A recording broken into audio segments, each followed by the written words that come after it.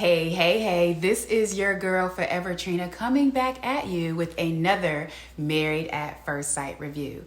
If this is your first time visiting my channel, welcome. If this is your second, third, fourth, sixth, 10th time visiting, welcome back, fam. I appreciate the love and I appreciate you.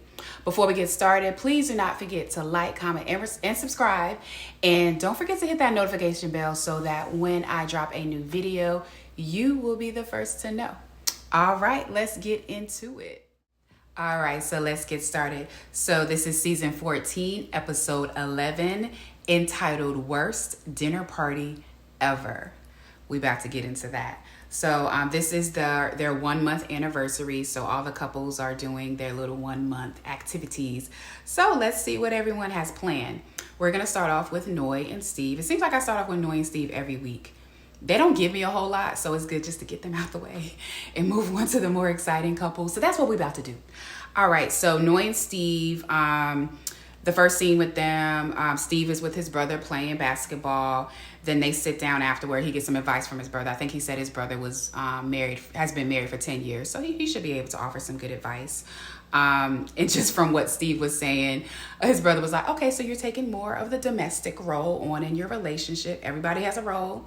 Right now, Steve, you don't got no job, so domestic jobs around the house. That seems to fit. That seems to go pretty, hand in hand right there. He talks to, he mentioned that she talks to her friends about issues before she brings them to him.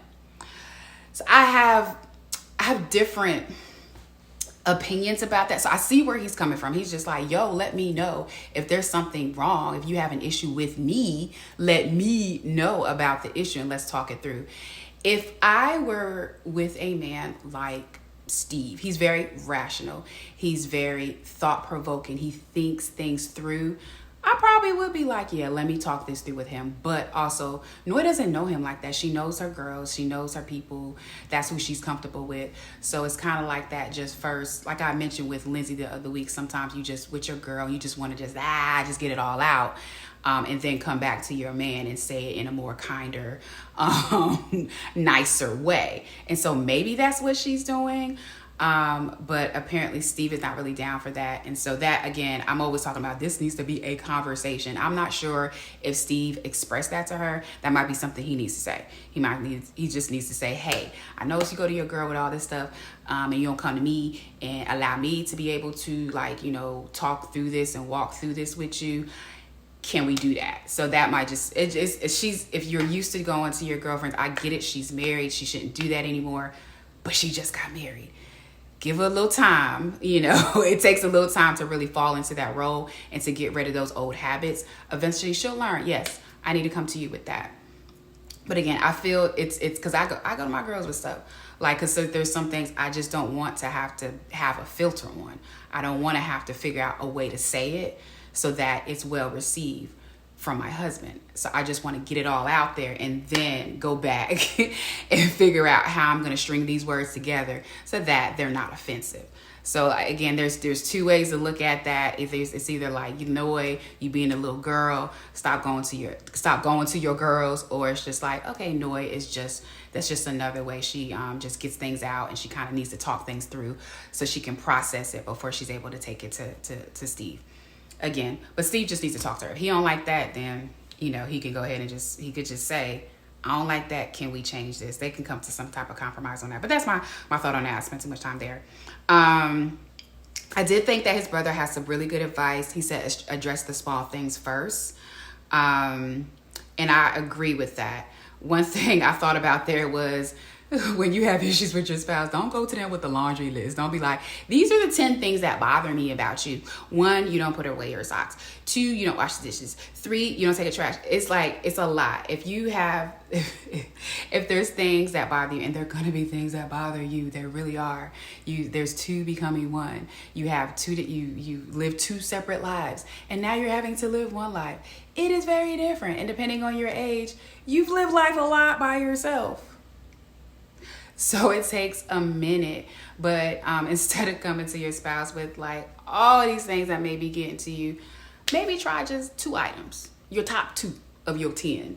That's a good option. But that just came to mind when his brother was just like, yeah, just maybe the small things, address the small things first, and then maybe build up to the bigger things. But however you decide to do that, but I definitely do suggest, don't come with somebody, don't drop a laundry list of things on people. Can't nobody digest that. People need time to process. So don't dump it and be like, all right, what you want to do with it? No. Let's start with one or two and then like go from there. So yeah, I did like his thoughts on that. So yeah, the next scene with them, it was Noy and her friend. And so she was just telling her about the experience so far. She was just like, Steve dropped the L word last week. He's been dropping the L word consistently. So that was kind of cute. That was nice. 'Cause when he first dropped the L word, I was kind of like, it was kind of anticlimactic. I was just like, oh, okay. Because she was bugging him about it. She was like annoying about it and just nagging and whiny and babyish. And so I was just like, no, I don't want to say I love you now because I feel like I'm saying it because you're telling me to say it. So I think that's why when it happened, usually I'm just like, oh, that's so cute, that's all. But I was just like, okay. So now that I hear that he's saying it consistently, now I feel a little bit more emotions towards that. Not a whole lot more, but a little bit more emotion towards the whole L word dropping every so often. So that's cool. She did mention that Steve is like the fixer of the problems. It seems like he doesn't like to go to bed angry, which is very good in theory. I don't know how many of you married people out there don't go to bed angry. I'm still learning to be married. So I'm glad that Steve does not like to go to bed angry, and he does seem like a problem solver. He likes to address issues head on. He wants to attack them. Even like when she left the house for 24 hours, he was just like, yo, let's get to the bottom of this. I don't know what I did. Like, let me know. Can we talk about this? Can I explain my side of the story? Can we come to some type of common ground? So he does seem like that type of person, the way his brain operates. He's just like, no, there has to be a way that we can fix this. And so I do appreciate that about him. Noy is the runner. And Steve is like, nah, we about to sit down here and figure these things out. Only things he don't want to sit down and figure out is his finances. And I'm sure, and I know people are just like, oh, he got money and he wouldn't, have been able to go and do his little sabbatical or whatever for, I don't know, was it 3 months if he didn't have money? I am not doubting that the man has money. I'm not in his pockets. I don't know what he has. I do know he has his mindset is sound. So it appears that he has a plan. My only issue is you need to share your sound plan with your wife. That's my only issue. Not doubting you, Steve. I'm doubting you, Steve. But you just need to share your plan. That's all. That is all I'm asking. That's all. So, yeah, so she was talking about that with the friend. He's a fixer of problem, doesn't like to go to bed angry, talked about the job situation, and feels he's not ambitious. I don't know if I agree with the not ambitious part. I feel he is ambitious. He just shows it in a different way. Because it does seem like he does want, like he was talking about the side gigs, and side gigs can make money. And he was talking about, I just don't want a regular 9-to-5 type of job. Cool. There's entrepreneurs out there. There's people, YouTube channels. That's a job. These people out here making money off of this stuff. So there's other ways to make money other than the traditional way. Again, he just needs to share that with her. I think that'll make her more comfortable. She is very used to her family structure, like with the 3 kids and then the mom and or dad going to work. She's very used to that and hasn't seen or is not open to anything outside of that little box she lives in. So she's definitely going to need to open up her eyes and open up her mind to something different, a different way to make money. But Steve is going to have to show that that is a consistent way to make money to make her feel comfortable. That's all. So anniversary, so they exchanged gifts, and Steve comes with a jacket for sushi. At first I was just like, okay, what is up with these dudes giving these gifts to the dog?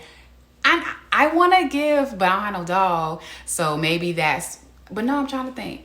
because I probably won't ever have a dog, but I may have a child. And so my man gave my child, no, I want a gift. Forget the dog. Give your girl a gift. But he did. He gave the dog a jacket and then gave Noy a matching jacket.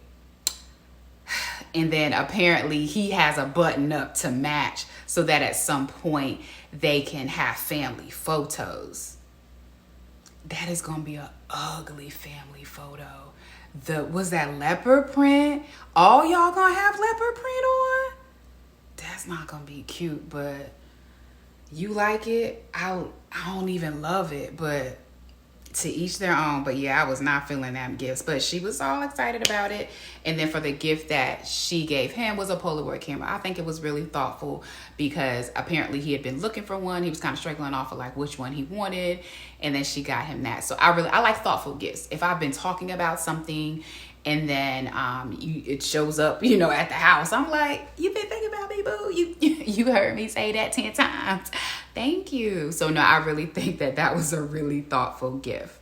So next scene with them, they had dinner on the boat. Steve was giving Noy a little history lesson. Like, this is where, you remember the Boston Tea Party? This is where they poured the tea into that's where all of that happened. And over there, that's where the ice cream shop is. We can go there sometime too. So that was really cute. One thing I noticed, Noy didn't cry this episode. Did y'all notice that? And you would think like this is for weeks. This is their 1 month anniversary. So this is like special. Like, shouldn't she have shed a tear or two? Maybe that's just me because she was crying over everything else. I guess after he said, I love you, she was like, I ain't got nothing else to cry about. I don't know. But yeah, I thought that was I was just like, okay. No tears? No tears? Okay. So, one question that Steve asked, Steve need to start asking some questions. I'm just like, Steve, you already know how it's going to end. He was like, so what would make our next month good? She was like, a plan about your finances. That's what's going to make the next month look good. How about that? And Noy just wants to have a discussion. That's all. She just wants a discussion. And then Steve was like, have I not been making every attempt to have a discussion about this?